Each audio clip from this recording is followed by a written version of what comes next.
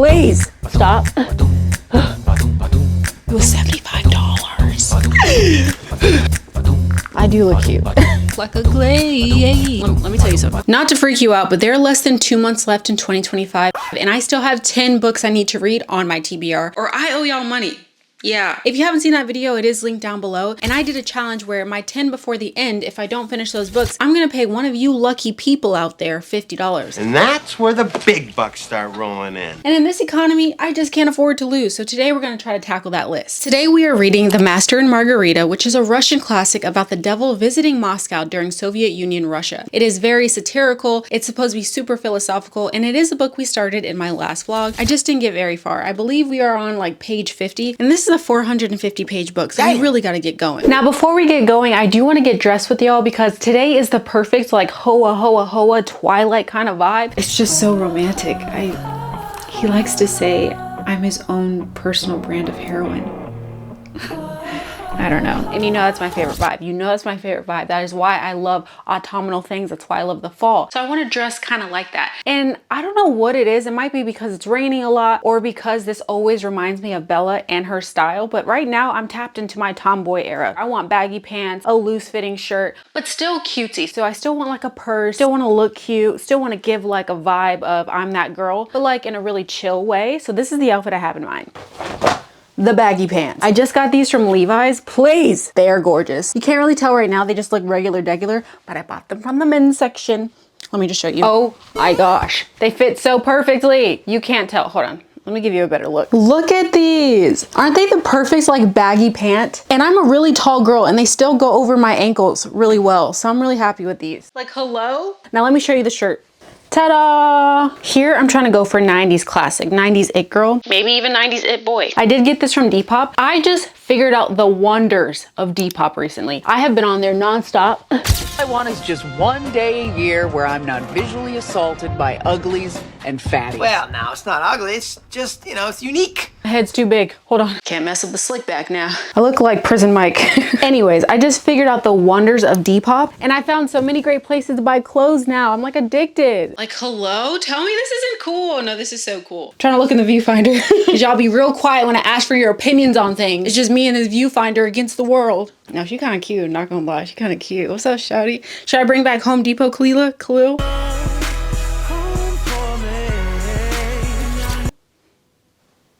Wait a second, look how cute it is with the shirt underneath. But I think I should wear a white shirt underneath so that I have this like contrast with the baggy pants. Please hold on, let me show you. But before we do anything else, I do want to thank today's sponsor, Ugreen, because they have been single-handedly saving my butt, especially as a content creator. Now, I don't know about you, but I'm constantly running out of storage, whether it's for photos or videos, and that takes up a lot of storage. Before this, I was paying monthly for cloud storage, but that quickly adds up. And with this, their new storage data, it acts as the cloud, but it's way more cost efficient, and it stores everything locally. So you can store up to 20 million pictures, 40,000 movies, or 62 million files. And if that's too much content storage for you, you can share it with other people or family members. So you can make different accounts, give them different access to things. On top of that, they have this really cool like AI system that helps you separate and organize your photo albums. So it can recognize faces, dogs, or people. And it just makes it so much easier to find things once you store it or to grab things or share things with other people. Plus it connects quickly with NFC. And that obviously sounds really great. But for me, I was most afraid of like setting it up because I am not a technologically savvy person. But with this system, it honestly took me less than 10 minutes because it has a step-by-step guide on everything you need to do to set it up. So if you also make content or know somebody who's constantly running out of storage and needs a better system, make sure you use my link down below. And for the Black Friday sales, they have a link down below where you can get 20% off your order. Thank you again, Ugreen, for sponsoring this portion of the video. Do you see the vibes? Do you see what I'm trying to do? Hold on, I still look like Prison Mike. Let me take this off. Right? Okay, hold on. Let me get my purse. Okay, it's this little Coach bag. Also got it from Depop. It was $75. Stop. I look like the cutest little boy. Hold on, let me get some glasses. Pro tip for the days you're not looking your best, baby, pop on them blue lock glasses. Yeah, that is my secret. That and a little lip gloss, please. You against the world, mama. Okay, this is so cute. Now let me get my shoes. I just got some New Balances. It's giving like dad coated, but like super cute. Right? Can you mix brands? Can I do Nike and... This is my house. I could do Nike and New Balance. Do you see it?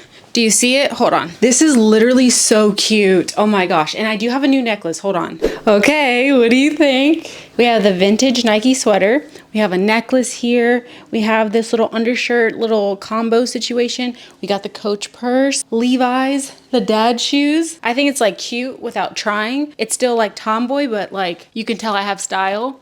And we have a read of the day. I don't know if it's another quarter life crisis or if it's just me getting older and wiser and hotter, if I do say so myself.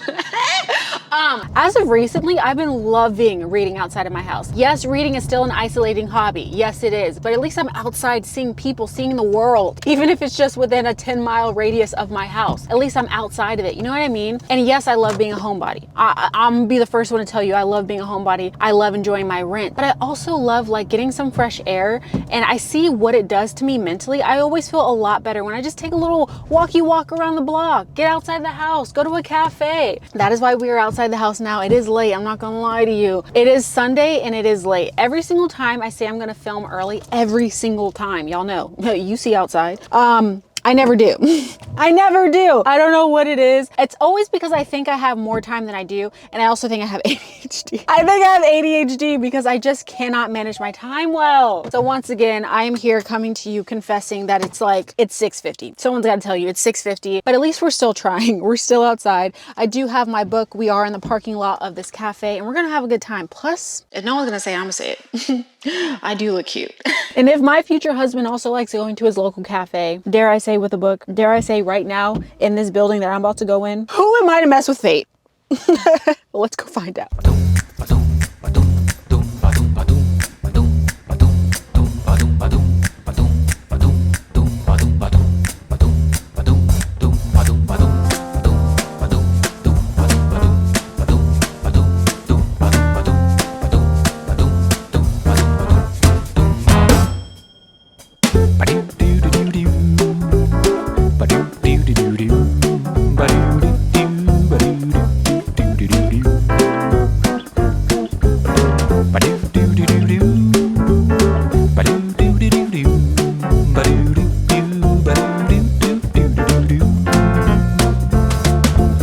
Turns out the only cutie in there was me, but we do have a plus side. I just found my new hyperfixation. I think it's gonna be my drink of the winter. Listen to me carefully. It was a hot chai because I was like, it's 8 p.m. I don't need any caffeine, but I do need sugar. So I got a small chai latte with oat milk and peppermint mocha syrup or like whatever the flavor. Let me tell you something. It was so good. And I'm not even a mocha person. I'm not even a chocolate person. And I was like, I don't need caffeine right now because I don't need energy. It's 8 p.m. But I fear there was a little bit too much sugar in there. There's evidence because now I'm wired. Now I'm ready to go. But like I was trying to use that power for good. So I read over 50 pages while we were there.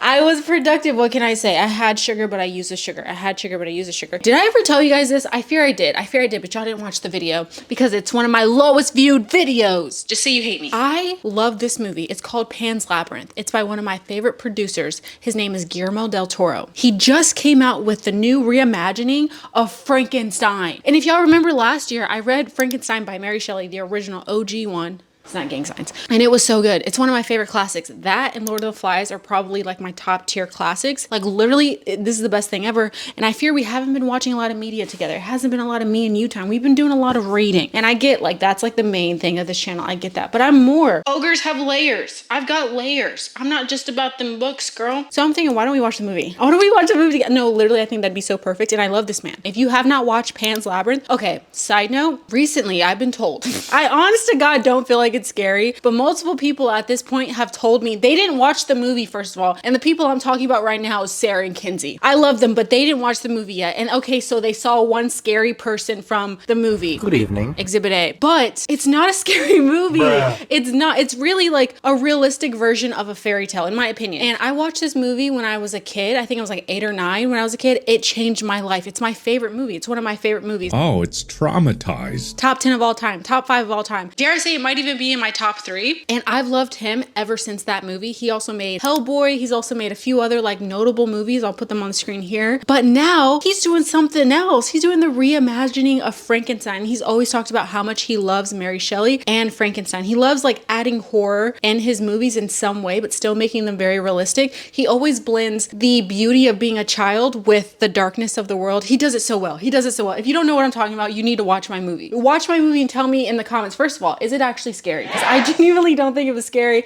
Even when I was a kid, I didn't think it was scary. And secondly, isn't he amazing? Isn't that movie amazing? Please, for me, please. I need to do a consensus survey or something so I can prove to the group chat that I'm not crazy. Anyway, I know that he's making his movie now. It's out now. I fear we need to take a shower, get ready for bed, and do a little bit of a movie night. Also, for snacks, I fear we're gonna have to drink water. I gotta get this sugar out my system. Y'all know my bedtime's 9:30. Y'all know, oh, this movie's 2 hours long. How is this gonna work? That's a problem for later. Come on. A few moments later. Jams are on. Today we're doing cute, quirky reader. I also wash my face so I look like a glazed donut. Is that right, Milo?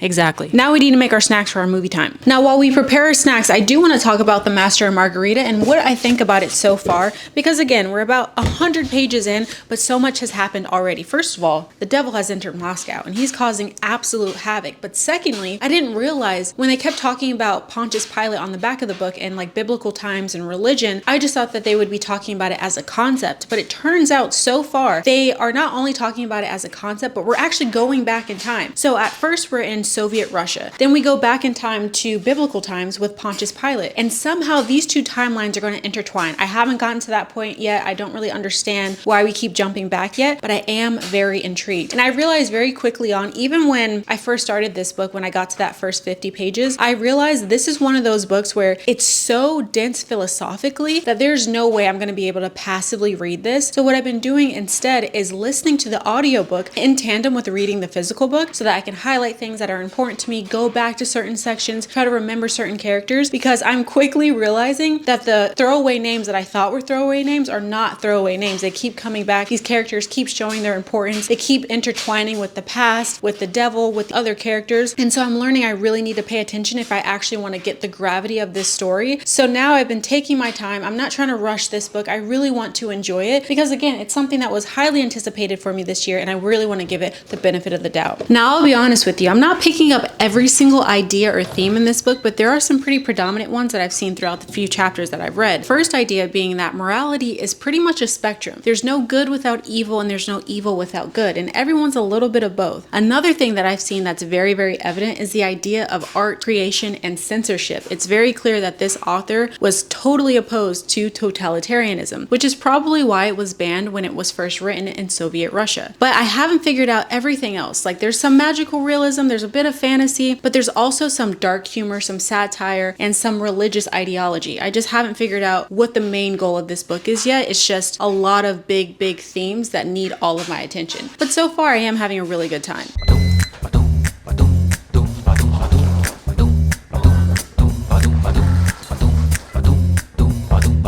I also think it's kind of perfect timing that we're watching this movie as we're reading The Master and Margareta, because there are a lot of themes that play in both of these stories. For one, in Frankenstein, I don't know if you read like the original Frankenstein by Mary Shelley that was like written in 1818 or something, but that one is completely different than the Disney-fied Frankenstein that we all know now. It's not just the green monster who's just a stupid monster who had no feelings. No, in the original, he had a lot of feelings and he was abandoned because Frankenstein, the creator, didn't like what he came out to be. He was scared of him. And instead of taking responsibility and trying to teach it or deal with the repercussions of his own actions, he abandoned him completely. And that's when this monster actually became a monster. And so in this story, when I first read it last year, I remember thinking, this book makes you really consider who's the monster here, the creator or the creation? Because in this story, I remember being stuck on the fact that this creator was so hell-bent on his own ambition, his own ego, that first of all, he didn't even question if this was some step in signs that he should even be crossing the boundary for. And secondly, he didn't even think about anyone else around him, the repercussions of his actions, what this monster would actually be if he had the wherewithal to be able to take care of it, provide for it, and integrate it into society without hurting anyone. He was just so focused on his own goals, completely ignored everyone else in his family. His family loved him and cared about him, and he completely ignored them. And he brought those same issues into his future with this creation. And so you see this thing that's completely innocent, just wants to be loved and understood, being abandoned. And so after that, you have to think, if I'm treated poorly, are my actions justified? And so going through that story and seeing that and really understanding the true nature of what Mary Shelley wanted us to get from the story of Frankenstein, I loved being able to look back at this and have a different understanding of this story. But it's completely lost in translation over time because we've just made it something that it just wasn't. And I love that Guillermo del Toro wants to like follow it to its roots and actually pay attention to what Mary Shelley was trying to teach us about morality, about creation, about the scientific limits we should or shouldn't be passing. So with that in mind, I just know that this is going to be good. And yes, I'm a little bit biased because obviously I love Guillermo del Toro, but honestly, I know this is going to be good because I watched the trailer last year and it looked amazing. Plus, Jacob Elordi, please.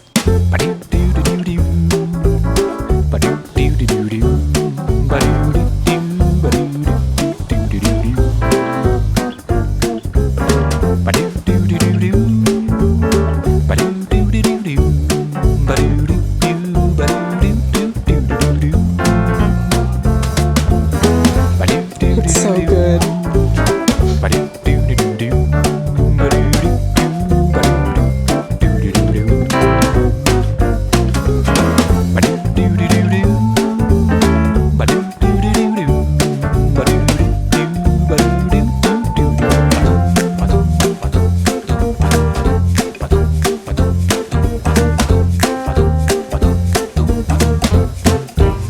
That was so good. It was gory. It was poetic. It was gothic. He almost gives me like Tim Burton vibes, but in his own way, in a more realistic way. It's not claymation. And it's insane because like the production was on a different level. The costumes, the acting, the storyline, the plot, how he still stayed true to Mary Shelley's original idea, but still made it his own. Like there were still new things that were not in the book that he showed in the movie, and it was just so good. I was enraptured the whole time. I kept trying to tell myself, we probably shouldn't watch the whole thing tonight because I need to go to bed. I need to go to bed. I literally could not put it down. I watched the whole thing. It's currently 12 and I'm so tired, but I had such a great day. Today was a great, cozy, relaxation day. I was able to read a great book. I was able to hang out with you guys, and just to end it with something like that was so nice. If you haven't watched this already, by the time you see this, I'm sure this movie will have been out for a few weeks, but if you haven't watched it yet, I highly recommend watching it. And on top of that, I definitely recommend reading the original book first so you get the references and then watching the movie, because with the knowledge that I have now and then watching it, unbelievable. It was definitely really cool to see different parts of the book shown up in real life in this movie, because I've never seen it in any other rendition of Frankenstein. I've honest to God have never seen it, and to see it now so true to the book plus still unique and like still surprise me,